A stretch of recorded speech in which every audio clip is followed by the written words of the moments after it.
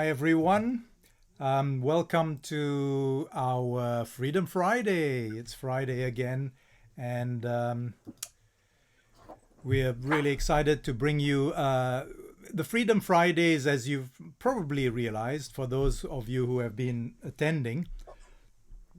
Usually it's Tony, Crypto Night, and Tony usually brings his very highly integrated view of the researches that he's done over his life into all aspects of society, history, economy, finance, and spirituality. And so he's been bringing it all together, and and kind of sharing how all this fits in with the theme or the topic of freedom and the topic of DeFi and blockchain and crypto.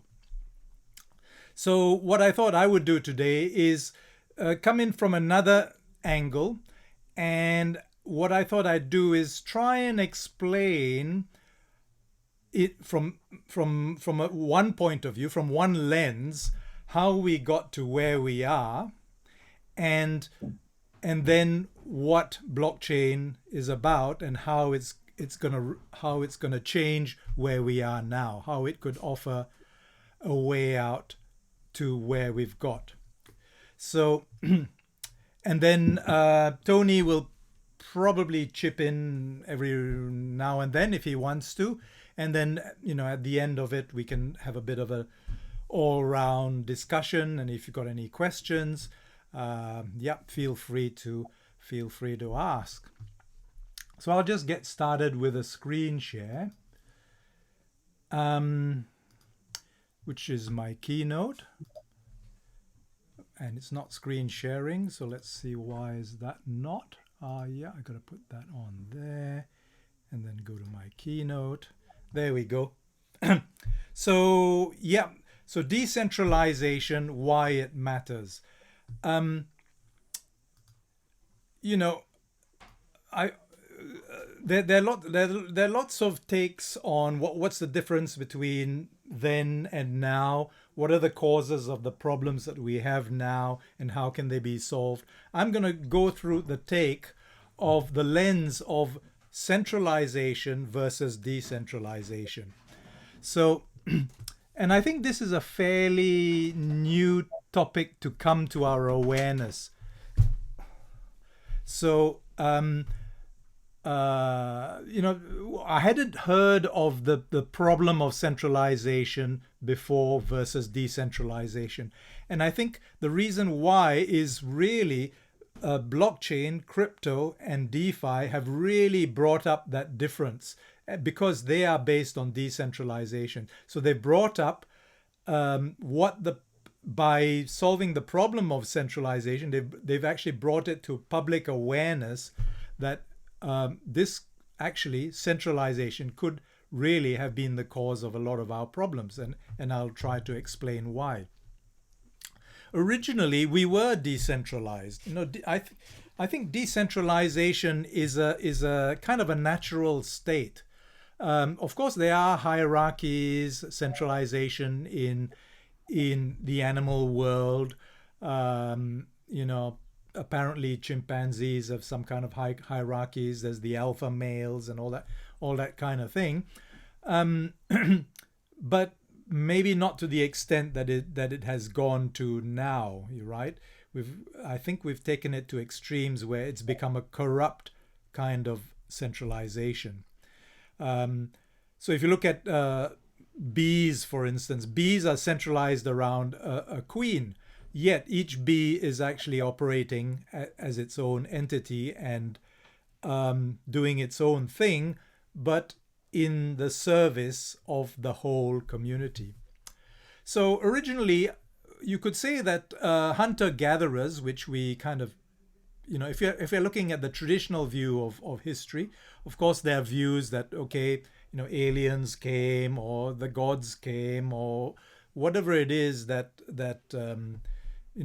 started civilization. That there are, different views. But if you look at the hunter-gatherer view, and I'm kind of I'm partial to that, because where I come from, when I was a child, there were lots of groups of hunter-gatherers living in the jungle, and and one of the things that we find about hunter-gatherers is they're highly independent and very proud people.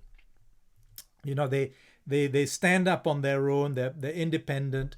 They do come together, but they come together in a kind of egalitarian way. They come together to share, but not to control and not to hoard. So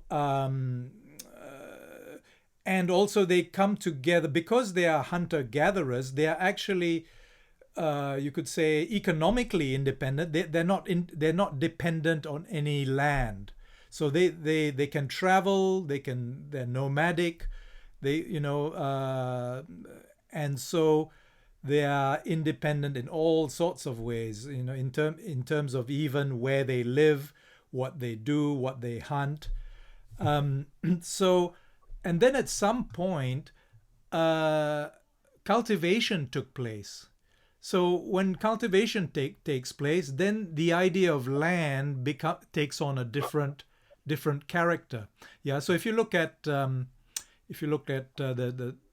Native Americans, and as I was saying, the jungle people, they had no sense of ownership of land. The land was provided for them as a sustenance, and so they didn't have any claim over it.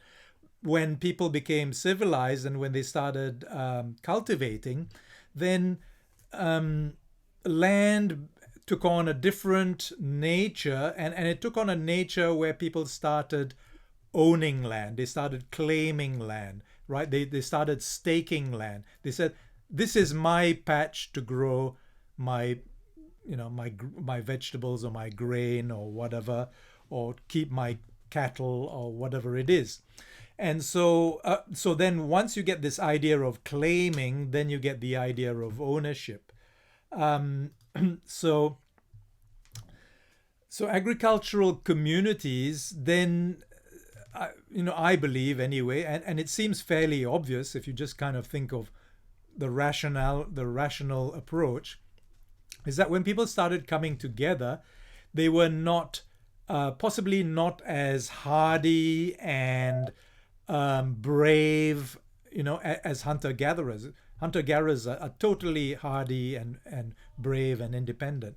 So when they started together, they got a little bit, they needed protection, and so the best way to gain protection is to come together. And especially when you start having land claiming, then you start having,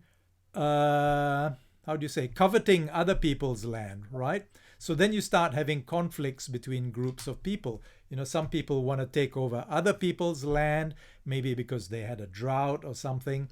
And so the whole idea of war, of conflict, really came from this idea of claiming and owning land, and then wanting to claim and own other people's land. And then that idea of protection then became important. And so then what people would do is then they would group together and maybe build a wall, right, a pa or palisade around themselves to protect themselves. And then what they then saw is that they needed to pool their resources in a sort of a bigger way. And then you would have then, because there were more people involved, you could then have division of labor, right? Specialization. So some people could specialize in, planting the corn. Some people could specialize in building the houses and the walls, and so, etc., etc. And possibly at this particular time, then there arose the development of hierarchies. Whereas when you are a hunter-gatherer, you are virtually guaranteed to find food. All you had to do was to go and hunt for it or go and fish for it. or go and pick it. You'd pick roots and different fruits and things like that in the forests or in the jungle. Once you started cultivating, then then you became how do you say, exposed to the ravages of nature, and some people then equated nature with the gods, which is fair enough, because nature is a big force. So it's a godlike force. It's a very omnipotent force, or at least more potent than you, yes, stronger than you are. So the gods, nature could make the rain fall, could make the sun shine, etc., etc. Could bring the locusts and whatever. And so this idea of someone higher than me, a god higher than me, and that developed hierarchies, this idea of hierarchies. And back in the day, whether it's in China or India or other places, the leader was considered to be the sun god, the divine connection to the gods, and especially in Japan, for instance, even up till the modern day. So this leader has a divine connection to the gods in order to relay to the gods the needs of the people, and the people would send their needs to the leader, and the leader would ostensibly communicate with the gods. And then back in the day, it is said that if the leader wasn't able to fulfill that role of bringing the goodwill of the gods to the people, then that leader was then killed, and then the next one was put in line. So in those days, leaders had an onerous role. It wasn't just to be powerful and to have this kind of rule over everybody and all that. It was actually a highly responsible role. But what you see now is you're starting to get this idea of centralization. People are centralizing around a leader and possibly the leader's advisors. And then from those advisors, there'd be managers and blah, blah, blah, blah. So you've got this hierarchy building, a pyramid of authority. Hang on, I'll just turn off my ding-dongs until this evening. So we see that the history of mankind, of humankind, is really been centered around centralization. Yeah, the church was a centralized body. The kings, the emperors, the empires, Rome,